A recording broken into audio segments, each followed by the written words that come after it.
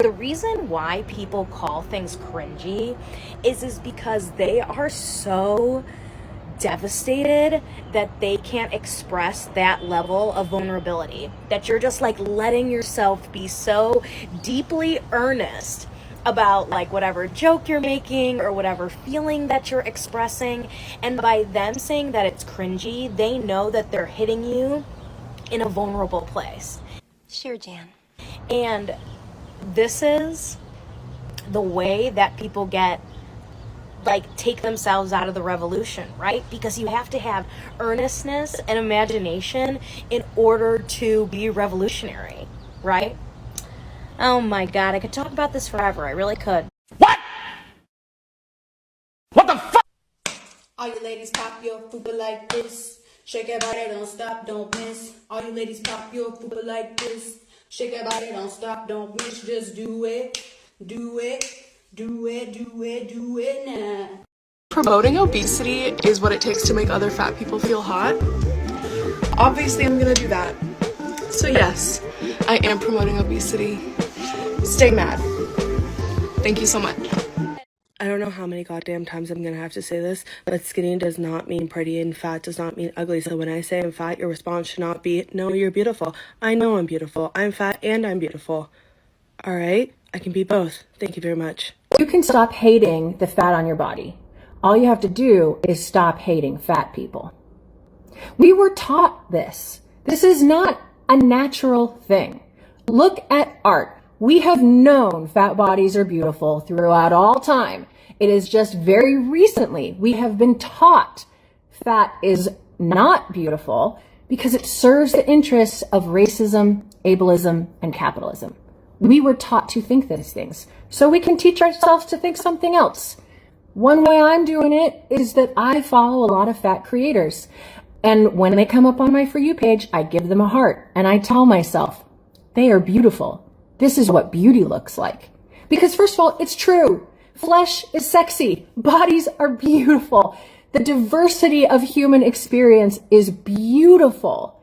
And the only people who don't want us to believe that are the people who want our money and to control us. Fat shit thin people will never understand. Part 2. I swear whenever I go to visit my doctor, there's these 2 chairs in the room. And I always sit in the one with no arms. But I swear to God, it's always these same 2 chairs. I'm afraid of this one. This one is ouchie no-no. I sit in this one. This one's okay. Walking into a waiting room and it looks like this. Yeah, I'ma just stand. I'm sorry, I can't take a seat. I'ma just stand. These chairs at the bank that they want you to sit in while they try and help you, and you're just standing there and they're like, please sit down, and you're like, I would if I could, Janet. When you pull up to the kickback and the only chair they had for you to sit in is this. Or worse, one of these. I'm sorry, but this chair ain't gonna make it, sis. It ain't gonna make it. I've always wanted to talk about this. A lot of fat men are extremely fat phobic, to the point where it's literally repulsive. The amount of times I've heard a fat guy call a fat girl a big bitch like he is not one is astronomical to me. Not to mention the fact that their bodies are generally more accepted in society than fat women's are. If a fat man says that he plays a sport, nobody's gonna doubt him. If I say I play a sport, they're gonna be like, what the fuck do you play? And that's personally why I think that fat men have never had a body positivity movement, because their bodies have always been accepted. But they are also some of the biggest perpetuators of fat phobia towards fat women. And it makes it very hard for me to have sympathy towards them, especially when they get on here talking about what they go through, because they would put a woman in the same position with no hesitation. I love me a thick linebacker looking man, look like he'll knock a man down about me. We look real cute together. Fat people deserve basic respect. Breathe if you agree.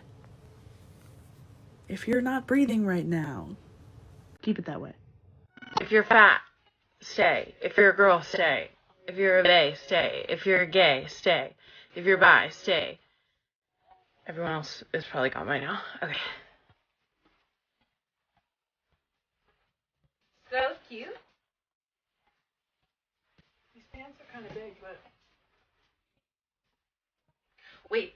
Look how cute my vest is. Imagine it's cold outside, right? You need to go get the snow off of your car. Do you need something?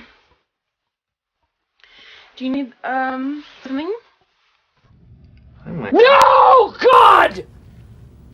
No! God, please, no! No! If you're a fat person who is not trying to lose weight, I love you. Keep it up. I know it's hard and people suck, but I love you. I made a video earlier about how long-term weight loss is pretty much impossible to achieve.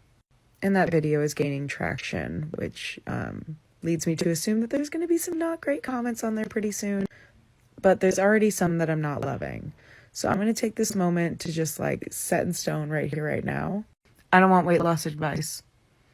I don't want it in my comments. I don't want it directed at me or anyone else for that matter. There are plenty of other places to get that kind of information. I don't want it here. I need to protect my own health and my own sanity on this app. I do not want diet advice. I do not need diet advice. I don't want to lose weight. I don't need to lose weight. Simple as that. Someone else do this and wanted to give it a try. This is what 5'6" and 235 pounds looks like. Your turn. Here's your reminder that fat phobia is rooted in racism. As always, if you haven't read this book, go do that. The main thing to understand is that for the last 300-ish years, white folks have been marketing fatness as a black trait. And this is regardless of whether or not black people individually were actually fat. That was irrelevant.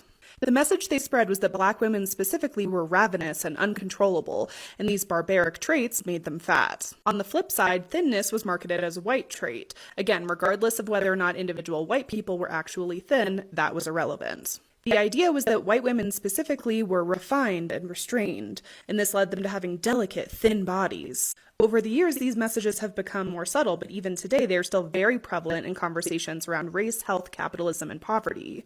Stop it. Get some help.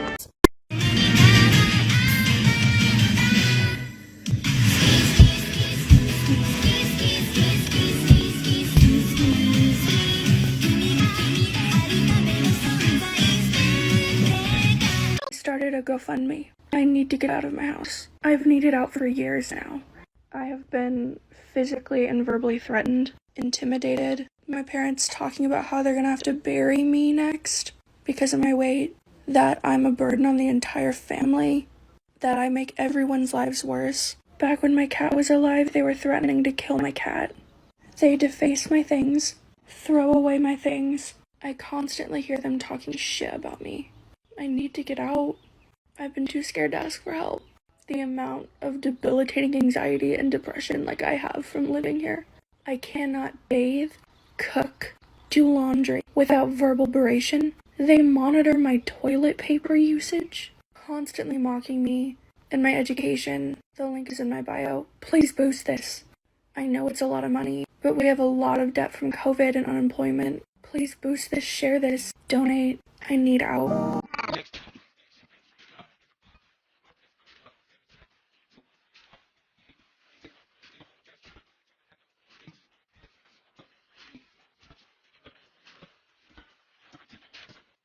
Some niggas.